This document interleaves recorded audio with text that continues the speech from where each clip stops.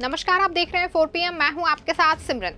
महाराष्ट्र विधानसभा चुनाव के नतीजे आ गए हैं और 4 दिन गुजर गए हैं, लेकिन सत्तारूढ़ महायुति नए मुख्यमंत्री का चेहरा फाइनल नहीं कर पाई है। अलायंस के तीनों सहयोगी दलों में सत्ता का संतुलन बनाए रखने के लिए लगातार मंथन चल रहा है। वहीं अलायंस के नेता बड़ी जीत से उत्साहित हैं, इसीलिए इस बार ज्यादा जल्दबाजी के मूड में नहीं है। बीजेपी नेतृत्व का मानना है कि सरकार बनने के बाद किसी भी अलायंस में सबसे ज्यादा खींचतान हैवी वेट मंत्रालयों के बंटवारे को लेकर होती है। इसीलिए पहले पोर्टफोलियो फाइनल किए जाने चाहिए, उसके बाद सीएम फेस घोषित किया जाएगा। यानी कि एनडीए पहले विवादों की जड़ें खत्म करना चाहता है, उसके बाद सरकार के चेहरे को उजागर करने में विश्वास रख रहा है। आपको बता दें कि शिंदे गुट एकनाथ शिंदे को सीएम बनाने की मांग को लेकर अड़ा है और आरएसएस ने देवेंद्र फडणवीस को सीएम बनाने के लिए वो कह चुका है, जिसको लेकर के बीजेपी आला कमान कशमकश की स्थिति में नजर आ रहे हैं। बता दें कि आरएसएस महाराष्ट्र से गुजरात लॉबी को खत्म करना चाहता है। पहले की तरह मोदी और शाह के पास निर्णय लेने का अधिकार नहीं है। इसके चलते सीएम पद को लेकर चेहरा चुनना मोदी शाह के लिए आसान नहीं है। बता दें कि अन्य राज्यों में, चाहे वो मध्य प्रदेश हो या फिर राजस्थान, चुनाव जीतने के बाद ही मोदी और शाह मिलकर अपने हिसाब से अपनी बात मानने वालों को सीएम पद पर आसीन कर दिया है, जिसके नामों को लेकर कोई सोच भी नहीं सकता था और अचानक से नए चेहरों को जनता के सामने ला दिया जाता था। लेकिन महाराष्ट्र में मोदी और शाह की नहीं चल रही है, लेकिन बीजेपी आलाकमान शिंदे को सीएम बनाने के लिए सहमत नहीं है।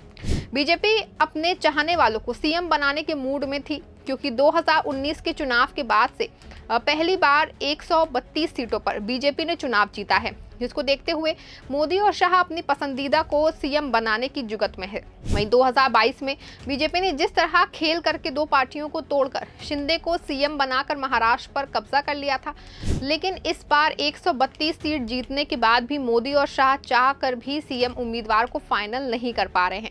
बता दें कि अजित पवार पहले से ही सीएम रेस से बाहर हैं। ऐसे में सीएम पद की लड़ाई देवेंद्र फडणवीस और एकनाथ शिंदे के बीच में है, जिसको लेकर के शिंदे गुट तैयार नहीं है। शिंदे गुट एकनाथ शिंदे को ही सीएम बनाने की मांग कर रहा है, जिसको लेकर पेंच फंसा हुआ है और बीजेपी आलाकमान निर्णय नहीं ले पा रहे हैं। जानकारी के मुताबिक बीजेपी पार्टी किसी वर्ग को नाराज नहीं करना चाहती है, इसीलिए मुख्यमंत्री के चयन में खास सतर्कता बरत रही है।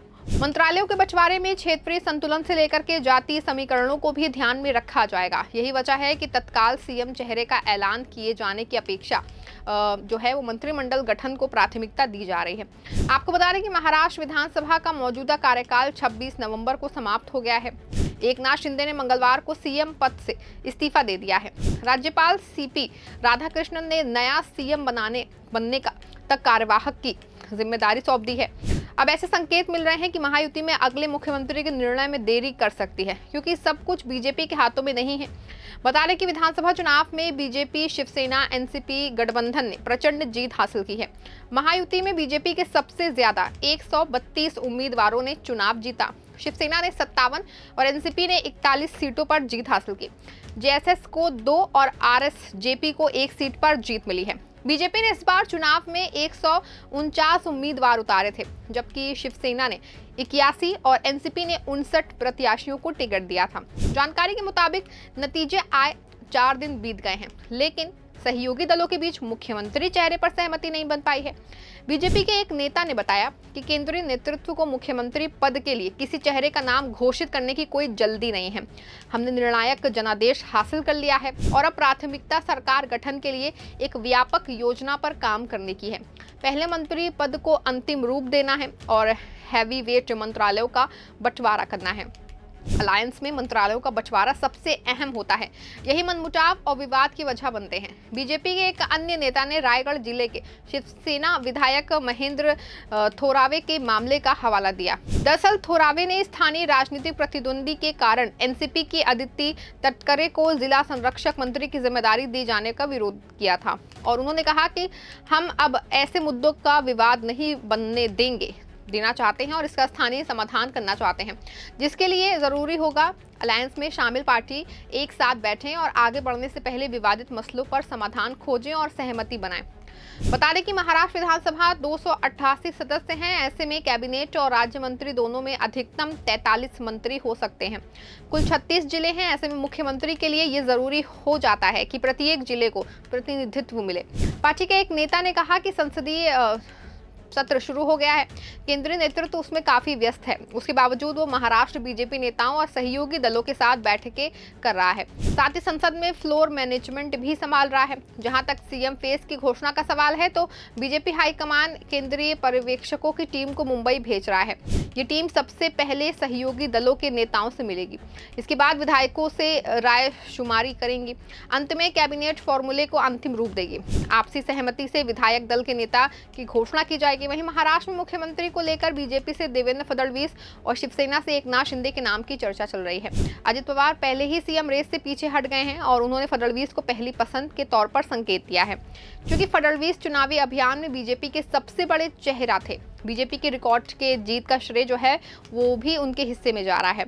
यही वजह है कि वो सीएम पद की रेस में सबसे आगे हैं। वहीं शिवसेना नेताओं का तर्क है कि एकनाथ शिंदे को दोबारा सीएम बनाया जाए। गठबंधन में तीसरी पार्टी अजित पवार की राष्ट्रवादी कांग्रेस पार्टी है। एनसीपी अभी तक अपने पत्ते नहीं खोले हैं। पार्टी के वरिष्ठ नेता छगन भुजबल ने हाल ही में कहा है कि फडणवीस उन्हें स्वीकार हैं। नवनिर्वाचित विधायकों समेत कई बीजेपी नेताओं ने भी मांग उठाई है कि फडणवीस को अगला जो है मुख्यमंत्री बनाया जाना चाहिए। सीएम पद और मंत्री पद के बंटवारे पर शिवसेना सूत्रों का कहना है कि बीजेपी आला कमान ने वेट एंड वॉच की स्थिति अपना ली है। महाराष्ट्र के लिए बीजेपी ने अब तक पर्यवेक्षक नियुक्त नहीं किया है। ऐसे में बीजेपी विधायक दल की बैठक पर तारीख और समय जो है वो तय नहीं हुआ है। महायुति में सत्ता साझेदारी का फॉर्मूला तय होने के बाद मंत्री पद जो है वो तय होंगे। आपको बता दें कि महाराष्ट्र में मुख्यमंत्री पद को लेकर के राजनीतिक घमासान मचा हुआ है। बीजेपी की अगुवाई वाले महायुति से अलग मुख्यमंत्री कौन होगा, अभी इस पर सस्पेंस बरकरार है। इस बीच शिवसेना ने दो टूक कह दिया है कि एकनाथ शिंदे उप मुख्यमंत्री का पद स्वीकार नहीं करेंगे। शिवसेना का कहना है कि एकनाथ शिंदे महाराष्ट्र के उप मुख्यमंत्री का पद स्वीकार नहीं करेंगे। शिवसेना के प्रवक्ता संजय साठ ने कहा कि विधानसभा चुनाव एकनाथ शिंदे के चेहरे पर लड़ा गया। इस बात को देवेंद्र फडणवीस और बीजेपी के वरिष्ठ नेता भी मानते हैं, इसीलिए शिंदे मुख्यमंत्री बनने के योग्य हैं। और उन्होंने कहा कि ये हमारी मांग है कि जो चेहरा सामने आया है उसे प्राथमिकता देनी चाहिए। बीजेपी अगर हमारी डिमांड पूरी करती है तो लोगों में अच्छा मैसेज जाएगा। वहीं अगर एकनाथ शिंदे मुख्यमंत्री बनते हैं तो आने वाले चुनावों में हमें फायदा होगा। शिंदे की वजह से ही चुनाव में महायुति को फायदा हुआ है। बता दें, एकनाथ शिंदे को लेकर के केंद्रीय मंत्री रामदास अठावले के बयान के बारे में पूछे जाने पर उन्होंने कहा कि शिवसेना कह चुकी है कि हम अठावले को गंभीरता से नहीं लेते। और उन्होंने कहा कि वो रामदास अठावले हैं, हम उनको सीरियस नहीं लेते। वो केंद्र के नेता हैं, केंद्र की राजनीति करें। महाराष्ट्र की राजनीति कैसे करनी है वो हम अच्छे से जानते हैं। जो लोग हमें गद्दार कहते हैं वो अब घर में बैठे हैं। मुझे नहीं लगता एकनाथ शिंदे उप मुख्यमंत्री का पद स्वीकारेंगे। बता दें कि इससे पहले मंगलवार को एकनाथ शिंदे ने राजभवन पहुंच करके मुख्यमंत्री के पद से इस्तीफा दे दिया था और उन्होंने देवेंद्र फडणवीस और अजित पवार की मौजूदगी में अपना इस्तीफा राज्यपाल को सौंप दिया था। बता दें, एमवीए में कांग्रेस शरद पवार की एनसीपी शिवसेना शामिल है। विधानसभा चुनाव में इस खेमे को बड़ा झटका लगा है।